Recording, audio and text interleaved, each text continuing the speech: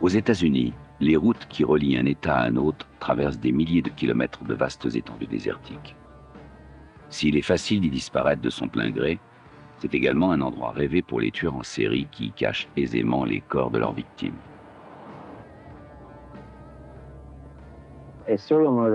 Un tueur en série commet plusieurs meurtres de suite sur une période donnée. Il se déplace souvent. Il pourra donc tuer une, deux ou trois personnes dans une ville, puis recommencer dans une autre, et ainsi de suite. Une fois les corps retrouvés et identifiés, on s'aperçoit qu'il s'agit souvent de personnes ayant coupé les ponts avec leur passé. Trouver ensuite le lien entre ces meurtres relève quasiment de l'impossible, compte tenu de la dimension du pays et surtout du fait que chaque État possède sa propre police. Le 6 novembre 1978, un officier de patrouille découvre une voiture abandonnée sur la route 35 dans le comté de Williamson, au Texas. Elle appartenait à un adolescent, Kevin Kay, dont la disparition avait été signalée. On l'avait vu pour la dernière fois partir au volant de sa voiture, retrouver sa petite amie, Rita Salazar. Ne trouvant rien dans la voiture, la police examina les environs. Elle découvrit tout d'abord un portefeuille, puis le corps d'un jeune homme. Il s'agissait bien de Kevin Kay. Il avait reçu 10 balles dans la tête, la poitrine et le dos. Le même jour, à 110 km de là, on retrouva le corps de Rita Salazar, lui aussi criblé de balles.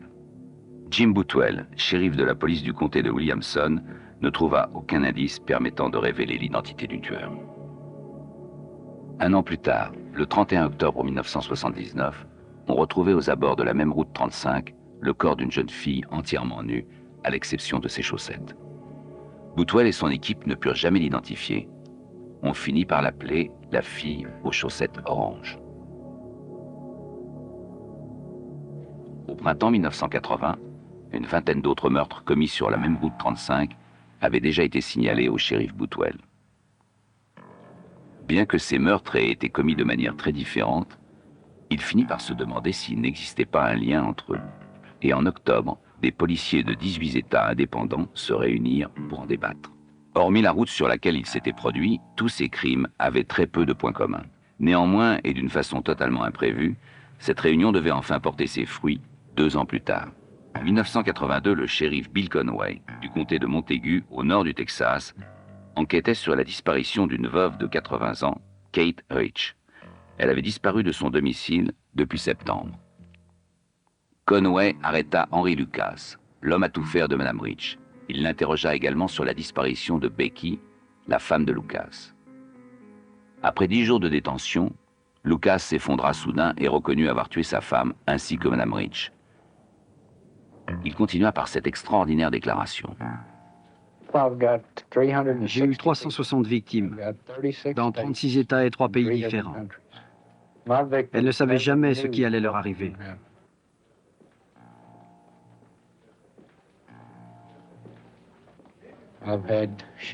Je les ai tués par balle, à coups de couteau, par strangulation, au cou, et j'ai aussi participé à des crucifixions d'humains. Dans tout le pays, il y a des gens comme moi qui tuent. Le shérif, abasourdi, écouta Lucas lui donner des détails précis sur les meurtres qu'il avait commis dans la région et sur la manière dont il avait poignardé Kate Rich alors qu'il la conduisait à l'église. Après avoir traîné son cadavre derrière un talus, il l'avait violée puis dissimulée dans un tuyau d'évacuation sous la route.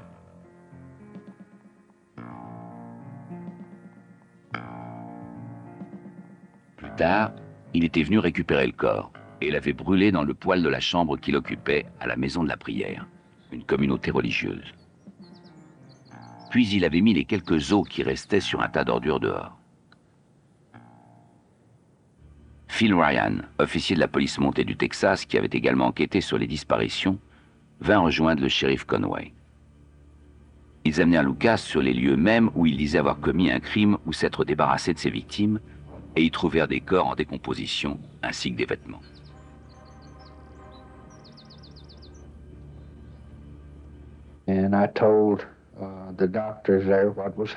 Lucas avait bien dit la vérité et il fut accusé de ces meurtres le 17 juin 83. Se souvenant de leur réunion en 1980 à propos des meurtres de la route 35, le shérif Conway appela le shérif Boutwell et lui demanda s'il voulait interroger cet homme borgne qui, sans motivation apparente, venait d'expliquer 2 meurtres et en avouait beaucoup d'autres. Boutwell vint voir Lucas. Dès qu'il lui eut dit qu'il venait du comté de Williamson, Lucas s'écria « Oh, j'en ai tué plusieurs là-bas » et il reconnut la jeune fille aux chaussettes oranges comme étant l'une de ses victimes. Lucas venait d'avouer plus de 100 crimes. Mais avant même que la police puisse vérifier ses déclarations, l'information s'était ébruitée. Les journalistes se pressèrent pour interviewer l'homme qui avait peut-être arrêté le pire tueur en série des États-Unis. À l'heure actuelle, nous avons retrouvé les restes de 4 cadavres correspondant aux aveux de Lucas. On demanda à Conway ce qu'il pensait des 100 crimes avoués par Lucas. Ça ne me surprendrait pas du tout. Les interrogatoires de la police révélèrent que Henry Lucas était né en Virginie en 1937. Fils de prostituée, il avait eu une enfance épouvantable. C'est comme ça que j'ai été élevé quand j'étais enfant. Comment? En regardant ma mère avoir des rapports sexuels. Pas question qu'elle aille dans une autre pièce. Elle voulait être sûre que je sois là avant de commencer. Elle le faisait exprès pour m'obliger à la regarder, vous savez. Oh, je détestais ça. Je me sauvais même de la maison pour me cacher dans les bois. Et je ne voulais même plus rentrer. Et quand je rentrais, elle me battait, parce que j'étais parti. Et je ne peux pas dire ça. Vous savez, je ne lui en veux pas pour ça. C'est de penser à la façon dont elle le faisait. Aucun enfant ne devrait être élevé dans cet environnement. Comment on peut? Autrefois, je haïssais cela. C'est juste une haine intérieure qui ne me quitte pas. Il avait perdu son œil gauche après un accident et des coups particulièrement brutaux avaient provoqué des lésions cérébrales. Lucas déclara avoir commis son premier meurtre à l'âge de 14 ans en étranglant une jeune fille pendant une tentative de viol. En 1960, il fut condamné à 40 ans de prison pour avoir tué sa mère à coups de couteau lors d'une dispute. Relâché en 1970, il retourna en prison peu de temps après pour viol. Avant d'être mis en liberté en août 1975, il aurait mis en garde les autorités. Je leur ai dit avant de sortir de prison que j'allais commettre des crimes. Je leur ai dit quel genre de crime je commettrais. Et ils n'ont pas voulu me croire. Ils m'ont dit que je sortirais, que je le veuille ou non. Et j'ai commencé à tuer le jour même où je suis sorti de prison. Après ses libérations, Lucas rencontra Otis Toole en Floride. Les 2 hommes devinrent amants et se lancèrent dans une série de vols et de meurtres. Lucas rencontra Becky Powell, la nièce d'Otis Toole, alors qu'elle n'avait que 11 ans et vivait à Jacksonville, en Floride. Elle n'avait pas encore 15 ans lorsqu'ils devinrent amants.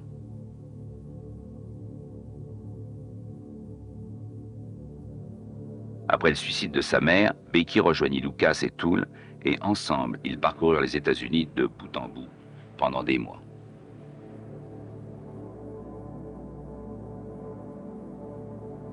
Toole reconnut plus tard avoir commis plusieurs crimes avec Lucas, même si ce dernier tentait de protéger Becky de ses activités meurtrières. En fait, j'évitais de tuer devant eux. Mais ils se faufilaient souvent derrière moi pour voir ce que je faisais. Alors, je les attrapais, je les grondais. Toole les quitta, et en mai 82, le couple arriva à Ringgold, et Lucas commença à travailler chez Mme Rich. Mais lorsqu'elle les trouva en train de faire l'amour dans son lit, Madame Rich renvoya Lucas. Le couple vint vivre dans cette communauté religieuse à la lisière de la ville. Mais peu de temps après, Becky demandait à retourner en Floride. Ils firent du stop et s'arrêtèrent un soir pour dormir dans un champ au nord-est du Texas. Ils se disputèrent et dans ses aveux enregistrés en vidéo, Lucas décrivit la suite. Je me suis déshabillé et je me suis allongé sur le sol. Ensuite, Becky a enlevé tous ses vêtements, sauf son slip et son soutien-gorge. Là, elle s'est mise à me hurler dessus et elle m'a frappé sur le côté de la tête. Alors je l'ai frappé avec un couteau. Quand vous dites que vous l'avez frappé avec un couteau, que voulez-vous dire? Eh bien, je l'ai frappé à coups de couteau. J'ai pris le couteau sous la couverture, je l'ai sorti et l'ai frappé en pleine poitrine. Comme pour tant de meurtres qu'il déclarait avoir commis, Lucas possédait un sens troublant des détails. Le meurtre de Becky était l'un des rares qu'il semblait regretter. Je me rappelle bien être revenu là où je l'avais laissé. Et j'ai coupé son corps pour essayer de l'enterrer. Et je n'arrivais pas à l'enterrer. Je suis bien revenu 20 fois voir ce corps, m'asseoir et lui parler. Et je ne sais pas pourquoi, mais il fallait que je revienne et que je lui parle. Je suis même revenu voir son corps alors que la police m'avait déjà interrogé. En effet, après la disparition de Madame Rich, Lucas avait dû être relâché pour manque de preuves. Il disparut ensuite de la communauté religieuse pendant plusieurs mois, avant d'être à nouveau arrêté par le shérif Conway, officiellement pour détention d'armes sans permis. En plus de ceux du Texas, Lucas mentionna des meurtres qu'il aurait commis entre 1977 et 1983 dans des États aussi éloignés les uns des autres que la Floride et la Californie, la Géorgie et Washington, le Nouveau-Mexique, le Michigan et l'Illinois.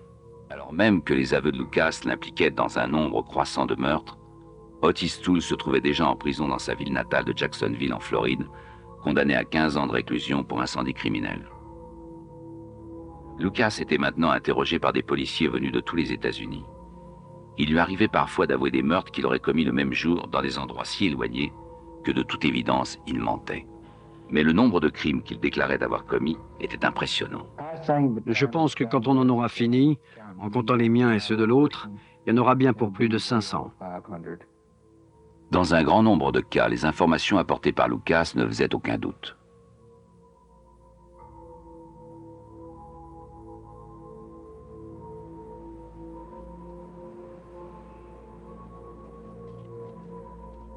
Il révéla des détails convaincants sur environ 175 meurtres commis tout seul, ainsi que sur 65 accomplis avec Otis Toole.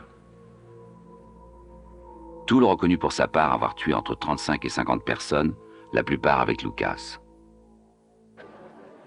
Le 12 août 1983, Lucas fit sensation lors de la lecture de l'acte d'accusation pour le meurtre de Becky, en rétractant ses aveux et en plaidant non coupable.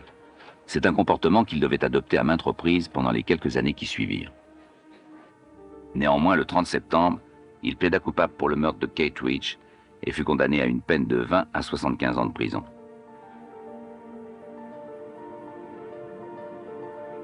Les aveux de Lucas enregistrés sur bande vidéo devaient être décisifs lorsqu'il comparut pour la deuxième fois devant le tribunal. Car, ironie du sort, dans la plupart de ces affaires, la police ne possédait que peu de preuves tangibles en dehors des propres aveux de Lucas. L'avocat de la défense, Tom Whitlock, tenta de plaider la maladie mentale et donc d'empêcher la diffusion de la vidéo.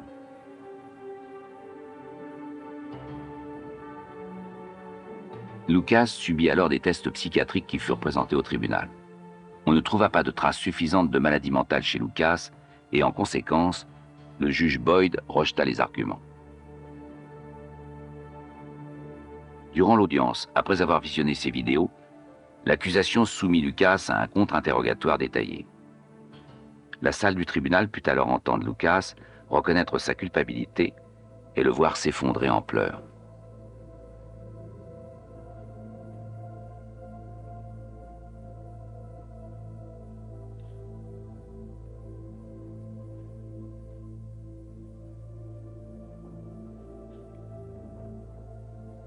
Il Il semblait réellement bouleversé en décrivant le meurtre de la seule femme pour laquelle il ait jamais eu de l'affection.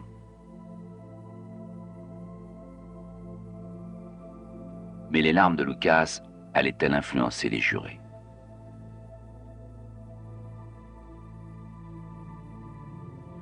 Finalement, on ramena Lucas au tribunal pour attendre le retour du jury et le verdict.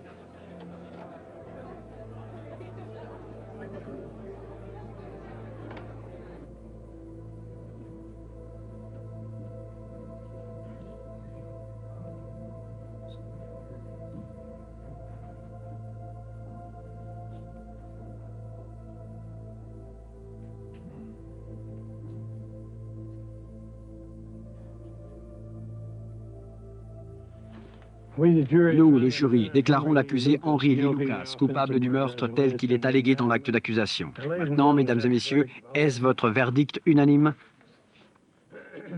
Y a-t-il des questions, mesdames et messieurs? Le lendemain, le juge Boyd condamna Lucas à la prison à vie. Comparaissant dans le comté de Williamson lors d'un troisième procès pour le meurtre de la fille aux chaussettes oranges, Lucas se retrouva face à une accusation décidée à obtenir la peine de mort. Mais de nouveau, on ne possédait que ses propres aveux, et Lucas se rétracta. Les avocats de la défense déployèrent des efforts considérables pour que ces aveux ne soient pas cités. Mais le juge rejeta leur demande et le 2 avril 1984, le procès reprit.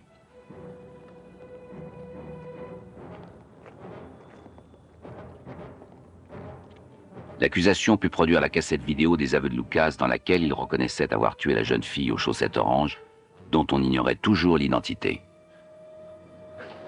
La défense fit appel à des psychiatres qui déclarèrent Lucas schizophrène et qu'il éprouvait une haine farouche envers les femmes. Mais les jurés ne s'apitoyèrent pas et déclarèrent Lucas coupable. Le vendredi 13 avril 1984, il était condamné à mort par injection.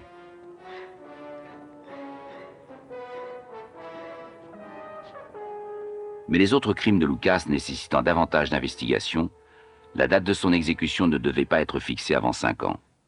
En effet, en novembre 83, le service de sécurité publique du Texas avait mis en place un groupe spécial chargé de coordonner toutes les informations fournies par Lucas et Toole sur l'ensemble de leurs meurtres.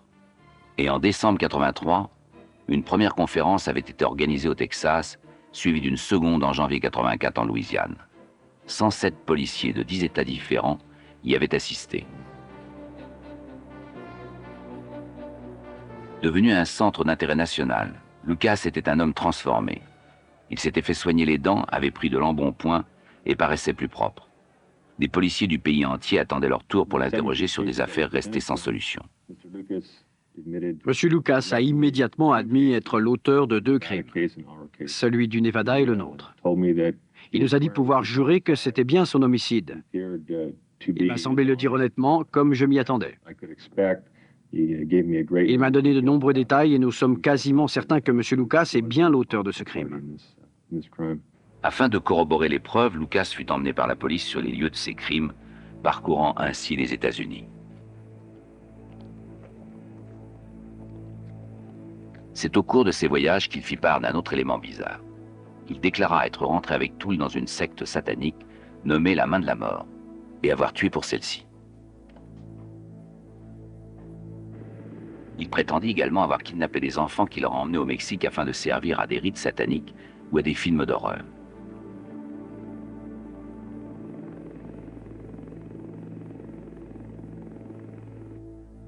Les autres détails donnés par Lucas suffisaient à faire frémir. Généralement, la personne est morte avant de s'en rendre compte. Coup de couteau, étranglé ou par balle. C'est arrivé plusieurs fois comme ça que je les poignarde. Je l'ai vu après sans que je m'en rende compte.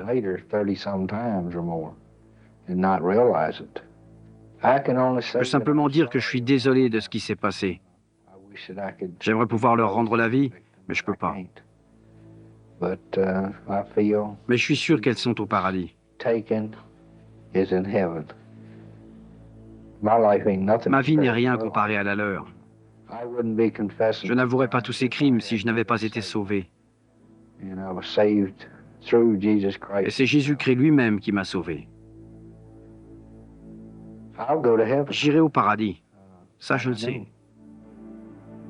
Lucas affirma alors qu'il avait fait ses premiers aveux après qu'une voix lui eût dit de se repentir.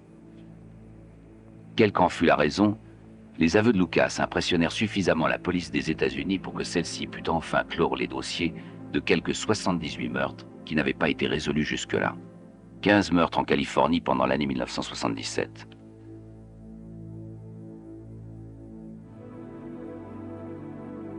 Une mort à coups de couteau à Houston en septembre 1977. Un viol avec meurtre à Kennewick, dans l'État de Washington, en octobre 1978. Les meurtres de la route 35 dans le Texas. Une série de meurtres dans le Michigan et dans l'Illinois au cours du printemps 1979 et 2 meurtres à coups de couteau dans un magasin d'alcool à Austin en octobre 1979. 9 crimes en Géorgie au cours du printemps 80 et 8 meurtres de femmes en Floride peu après. Il semblerait que sa haine du monde, datant de son enfance, en ait été la cause. Son désir de vengeance se manifestait sous forme de sadisme envers les femmes. J'avais juré la mort des femmes. Pour moi, elles n'avaient pas besoin d'exister. Je les détestais et je voulais abattre toutes celles sur lesquelles je pouvais mettre la main. J'aurais fait du bon travail. Mais Lucas pouvait prendre un air sympathique et inspirer la confiance. Comme beaucoup de tueurs en série, il parvenait à masquer sa folie. Personne, pas même un psychiatre, ne peut déceler la folie chez ces individus. Et si vous engagez la conversation sur autre chose que leurs actes de violence, elles peuvent paraître tout à fait normales. Et certains psychiatres refusèrent d'admettre que Lucas était un schizophrène ou un sadique sexuel. Pour eux, le fait qu'il fût sous l'emprise de drogue ou d'alcool au moment des meurtres et qu'il eût de graves lésions cérébrales était suffisant.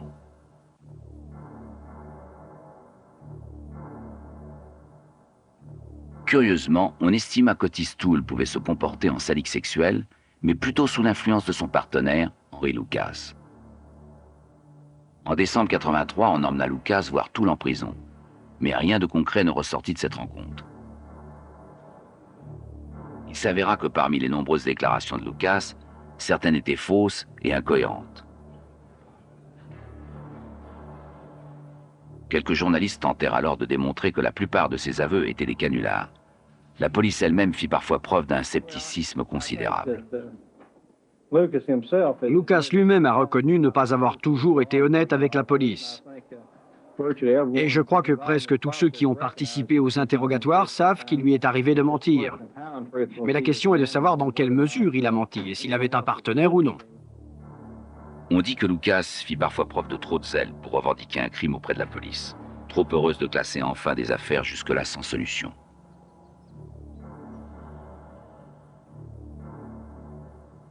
On ne tint pas compte de ses déclarations les plus exagérées. Il est évident qu'il n'a pas tué 600 personnes. Et 210, je doute qu'il ait tué 200 personnes. Mais la plupart des policiers chargés des enquêtes pensaient qu'en dépit des exagérations et des mensonges, les renseignements fournis par Lucas comprenaient tant de détails et de précisions qu'il devait bien être l'auteur des meurtres qu'il revendiquait. Quoi qu'il ait pu inventer, cet homme, sans aucun but dans la vie, petit et borgne, est probablement le pire tueur des États-Unis, avec au moins 150 meurtres à son actif.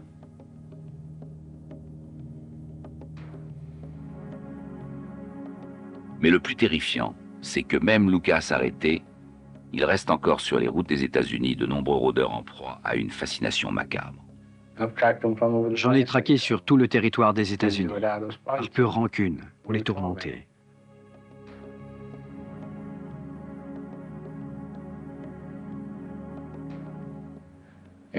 Chaque fois que les femmes s'arrêtaient ou allaient quelque part, j'étais là.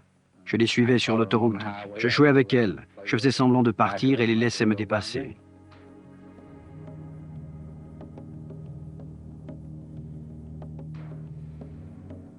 Une femme seule n'est vraiment pas en sécurité.